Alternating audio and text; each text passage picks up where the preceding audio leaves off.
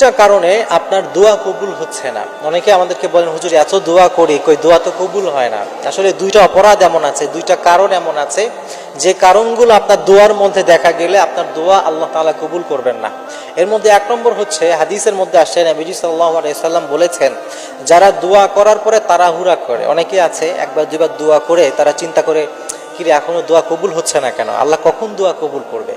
এই চিন্তা ভাবনা যারা করে, যারা এইভাবে তাড়াহুড়া করে, নবীজি সাল্লাল্লাহু আলাইহি সাল্লাম বলেছেন, এই তাড়াহুড়াকারীদের দোয়া আল্লাহ তাআলা কখনো কবুল করেন না।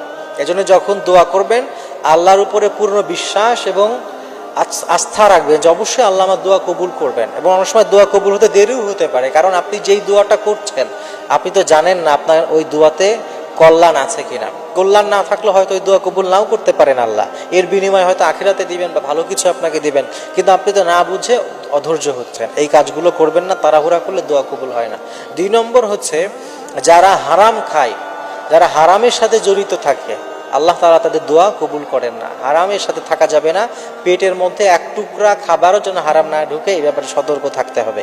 আপনি যদি হারাম খান, হারাম কাজ করেন, আপনি যতই দোয়া করেন, নামাজ পড়েন, আল্লাহ তাআলা সেগুলো কিন্তু কবুল করতে চাইবে না। অনেক সময় দেখা যায় অনেক নামাজি, অনেক হাজি, অনেক দাড়ি টুপিওয়ালা এমন আছে যারা সুদের কারবার করে, সুদের সাথে থাকে।